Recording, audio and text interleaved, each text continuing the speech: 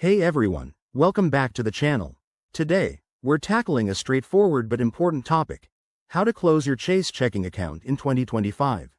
Whether you're switching to a new bank for better rates, simplifying your finances, or just moving on, I'll guide you through the process step by step. This way, you can handle it smoothly without any surprises. First things first, before you dive in, make sure you're prepared. Log into your Chase account online and double-check for any pending transactions, automatic payments, or outstanding balances.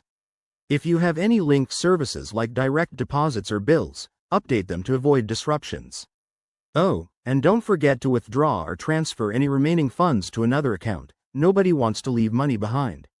Now, let's get to the main steps. The easiest way to start is online.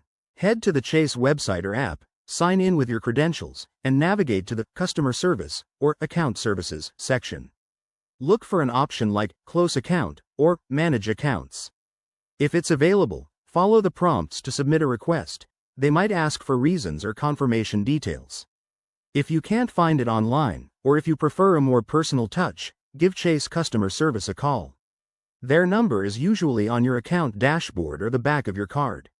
When you reach an agent, clearly state that you want to close your checking account.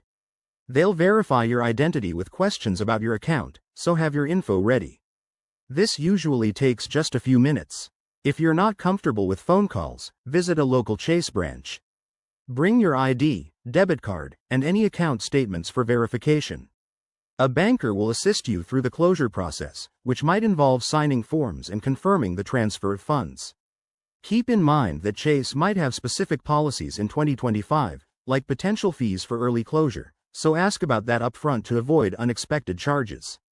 Once everything is confirmed, you'll get a closure confirmation via email or mail. Save that for your records. After closing, monitor your credit report for a bit to ensure everything looks good. That's it, you've successfully closed your account. If you're new here, hit that subscribe button for more tips on banking, saving, and personal finance. Drop a comment below if you have questions or your own experiences. Thanks for watching, and see you in the next video.